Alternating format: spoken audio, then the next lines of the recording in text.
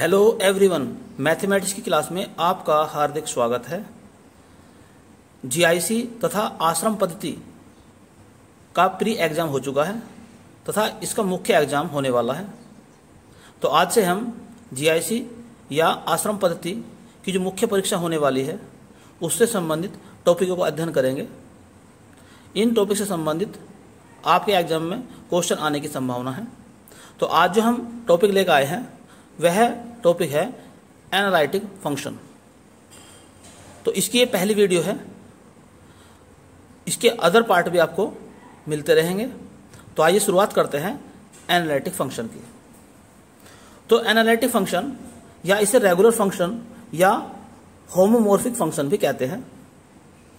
Definition इस प्रकार से है इसकी, if W is equal to f Z is differentiable at each point of a domain D।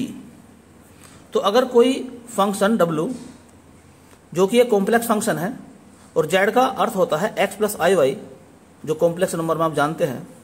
तो W अगर कोई एक कॉम्प्लेक्स फंक्शन है और वो किसी डोमेन D के प्रत्येक पॉइंट पर डिफरेंशिएबल है तो ऐसे फंक्शन को हम एनालिटिक फंक्शन कहते हैं।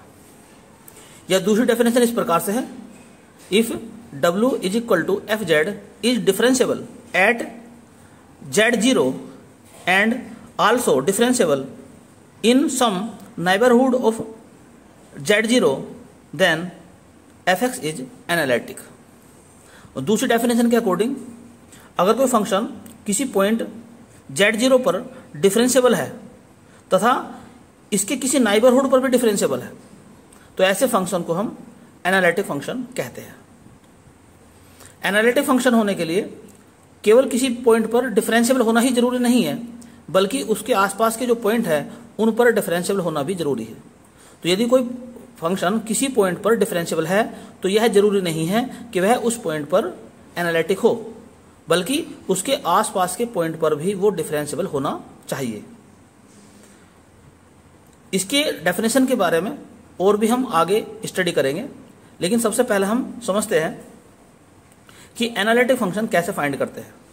तो इसके लिए मिलने थॉमसन मेथड है जिसके द्वारा हम एनालिटिक फंक्शन फाइंड करते हैं।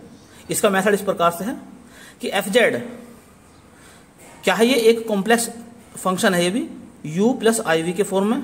यहाँ पर u जो है इसका रियल पार्ट है और आई वी जो है इसका इमेजिनरी पार्ट है, और u जो है वो x और y का फंक्शन है तथा v भी x और y का फंक्शन है।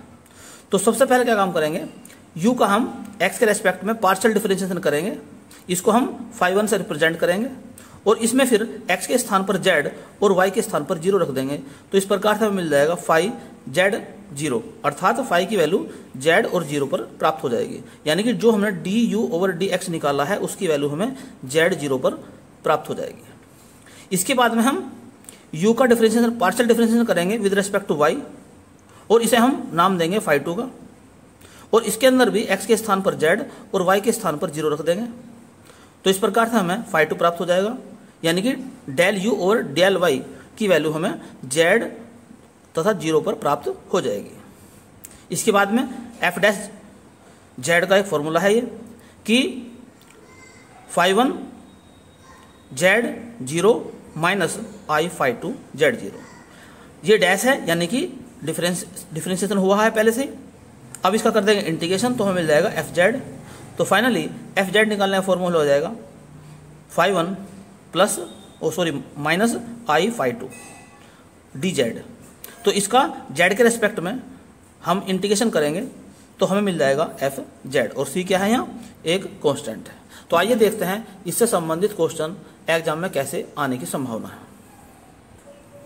तो एनालिटिक फंक्शन से संबंधित पहला क्वेश्चन आपके सामने है, find the analytic function F Z is equal to U plus I V where u is equal to X की power 3 minus 3xy Y square plus 3x square minus 3y square plus 1। तो u की value दी हुई है तो हमें यहाँ पर analytic function find करना है। तो सबसे पहले क्या काम करते हैं, u को लिखते हैं। अब हम निकालते हैं φ1। तो φ1 x y यानी कि φ1 जो है x और y का फंक्शन है तो तरीका बताया था आपको अभी, del u over del x, अर्थात u का x के रेस्पेक्ट में पार्शियल डिफरेंशिएशन करेंगे, इसको ही हम phi1 कहते हैं। तो पार्शियली करते हैं इसका, 3x² minus 3y² plus 6x, और ये हो जाएंगे 0। अब निकालते हैं phi1 0 यहीं पर ही, यानी कि इसमें z के x के स्थान पर z और y के स्थान पर 0 रख देंगे, तो मिल जाएगा हमें phi1 z0। तो यहां पर रखेंगे हम x के स्थान पर z, तो 3 z², y के स्थान पर 0, तो ये कैंसिल हो जाएगा, तो यहां पर रह जाएगा केवल 6z। इसे हम डाल सकते हैं क्वेश्चन नंबर 1। अब निकालेंगे phi2, यानी कि u का y के रेस्पेक्ट में पार्शियल डिफरेंशिएशन निकालते हैं, तो ये भी 0 हो जाएगा। यहां पर बचेगा केवल 6x y, यहां पर ये 0 हो जाएगा, यहां पर मिलेगा आपको 6y, और ये भी 0 हो जाएगा। अब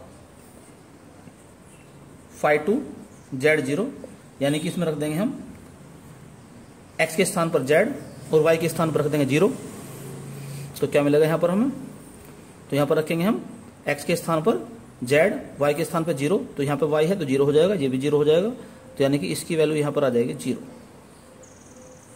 अब जैसे कि आपको बताया था कि फॉर्मूला है f dash z is equal to phi1 z1 z0 minus i phi2 z0।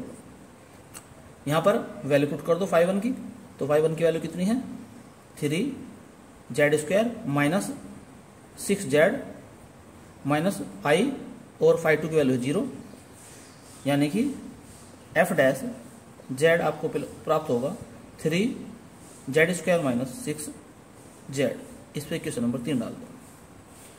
हमें निकालना क्या है, हमें निकालना fz, तो दोनों तरफ का z के रिस्पेक्ट में इंटीग्रेशन करेंगे, तो f डैश z मिल जाएगा हमें 3z² माइनस 6z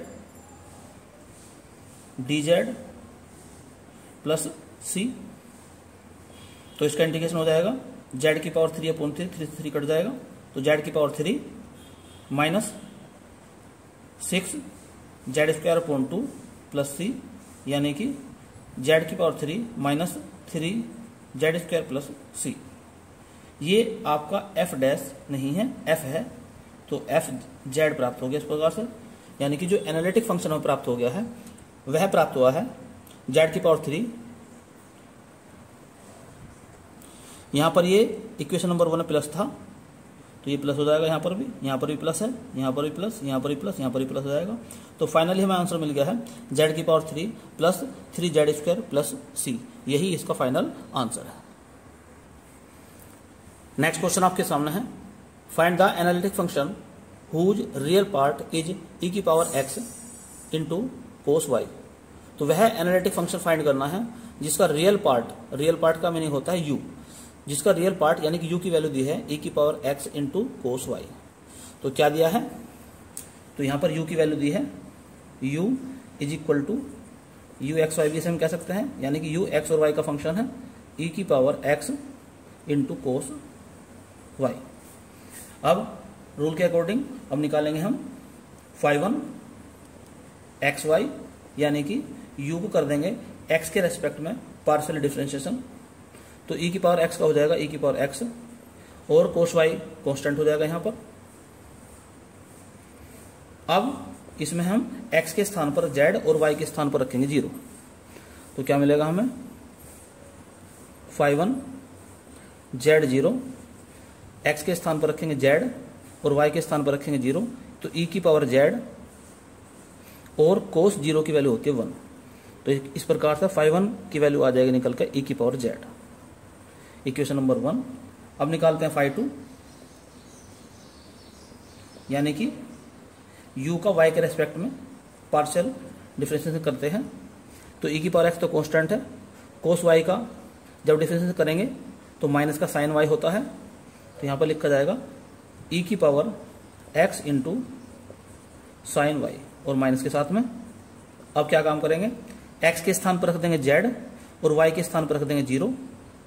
तो x के स्थान पर z रखेंगे तो e की पावर z और y के स्थान पर रखेंगे 0, तो साइन 0 की वैल्यू हो जाती है 0।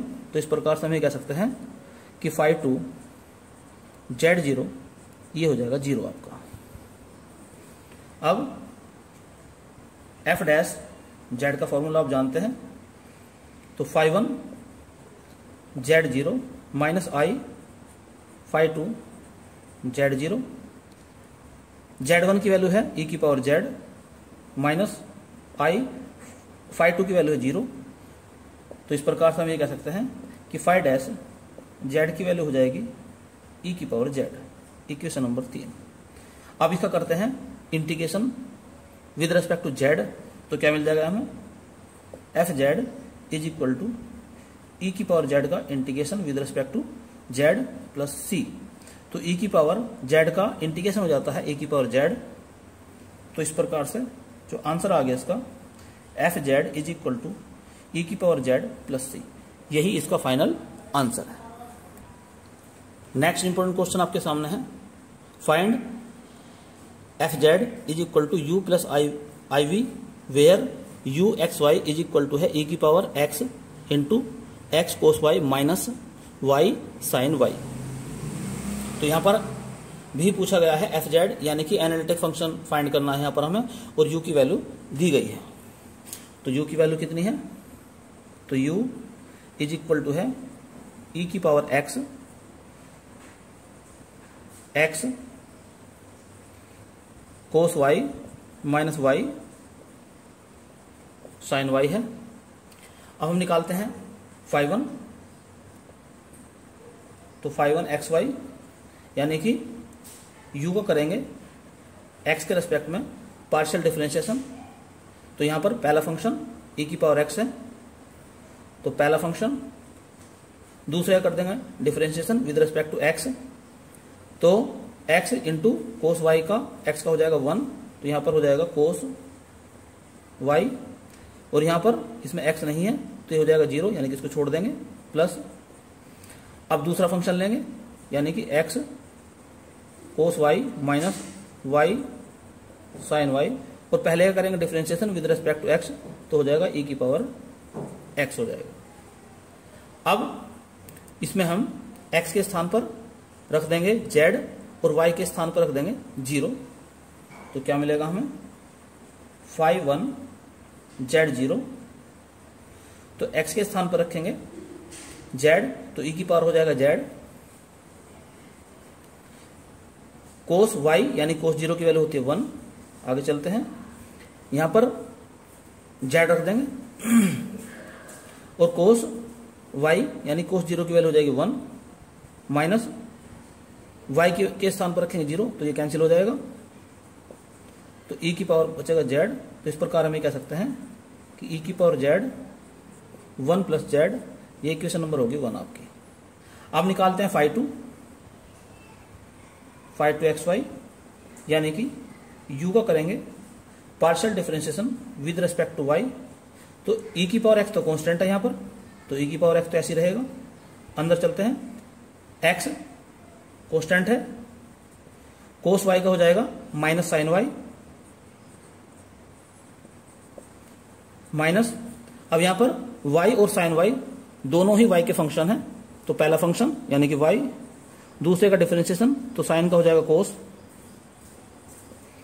अब चूंकि माइनस है तो इसलिए माइनस लगाया, अदरवाइज फॉर्मूले के अनुसार तो प्लस होना चाहिए। अब दूसरा फंक्शन साइन y, पहले का डिफरेंशिएशन तो 1। तो अब हम क्या काम करेंगे, यहां पर भी उसी प्रकार से x के स्थान पर रख देंगे z और y के स्थान पर रख देंगे 0, तो फाई टू z0 क्या मिलेगा हमें, x के स्थान पर रखना है हमें z, तो e की पावर हो जाएगा z, तो यहां पर x के स्थान पे z, तो e की पावर तो z हो जाएगा, सॉरी यहां पर हो जाएगा माइनस का z, और साइन y यानी साइन 0 की वैल्यू हो जाएगी 0। यहां पर चलते हैं, y की वैल्यू है 0, तो ये तो 0 हो जाएगा, यहां पर y की वैल्यू 0, तो ये भी 0 हो जाएगा। तो इस प्रकार हम ये देखते हैं कि phi2 Z0 की वैल्यू आ जाएगी 0, बात नंबर ये 2 होगी। अब हम लिखते हैं जो फॉर्मूले के अकॉर्डिंग है, f dash z is equal to phi1 Z0 minus I phi2 Z0। तो phi1 की वैल्यू है e की power z plus z I, और यहां पर phi2 की वैल्यू है 0।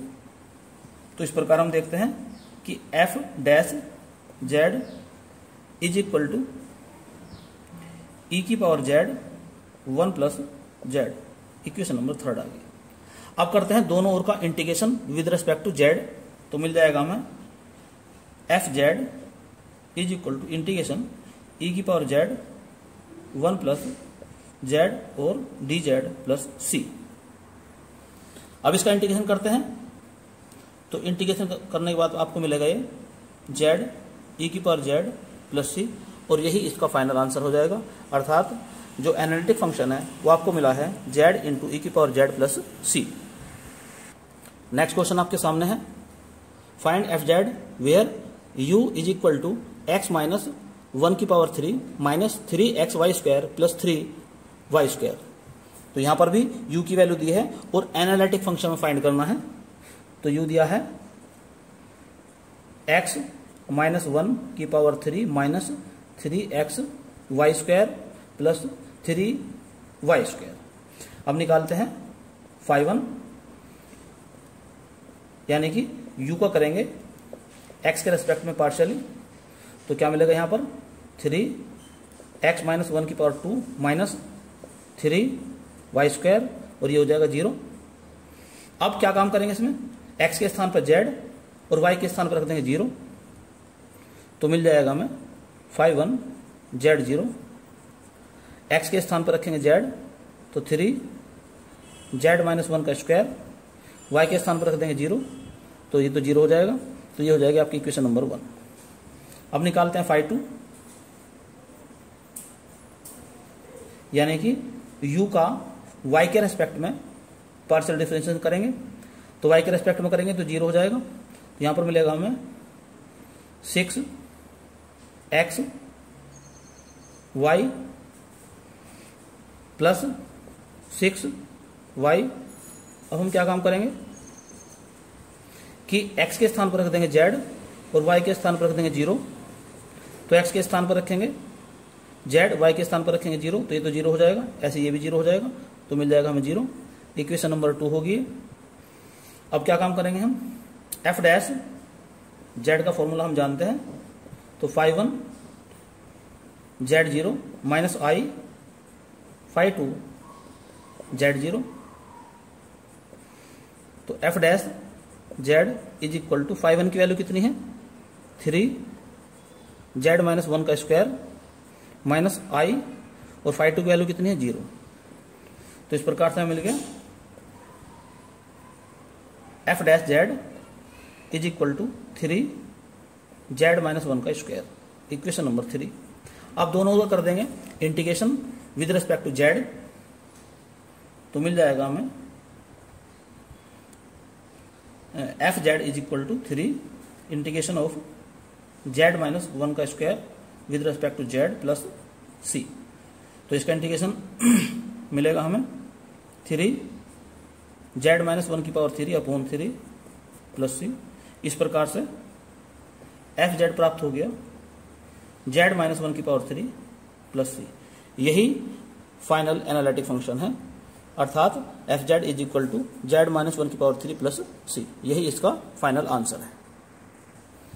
नेक्स्ट क्वेश्चन आपके सामने है, एफ जेड फाइंड करना है। u की वैल्यू दी है e की पावर माइनस एक्स, ई की पावर माइनस एक्स, और ब्रैकेट के अंदर है x square minus y square cos y plus 2xy sine Y. तो इसका आंसर आपको अपने आप निकालना है, और आंसर इसका आ जाएगा f Z is equal to z की पावर 2 ई की पावर माइनस जेड प्लस सी। तो यदि u के स्थान पर v दिया हो तो उसको हम कैसे फाइंड करेंगे, यानी कि अगर u के स्थान पर v की वैल्यू दे रखी हो तो एनालिटिक फंक्शन किस प्रकार से ज्ञात किया जाएगा, ये आपको नेक्स्ट वीडियो में समझाया जाएगा। तथा कोची रीमेन इक्वेशन क्या है उसे कैसे सोल्व करते हैं, उनके द्वारा क्वेश्चन कैसे किए जाते हैं, ये भी हम आगे चर्चा करेंगे। तो इस वीडियो में केवल इतना ही। यदि ये वीडियो आपको पसंद आई हो तो इसे लाइक और शेयर भी करें, और यदि चैनल को आपने अभी तक सब्सक्राइब नहीं किया है तो चैनल को सब्सक्राइब कर लें, और साथ ही साथ बेल आइकन का बटन भी दबा दें, ताकि समय समय पर आपको नई नई और महत्वपूर्ण जानकारियां प्राप्त हो सके। धन्यवाद।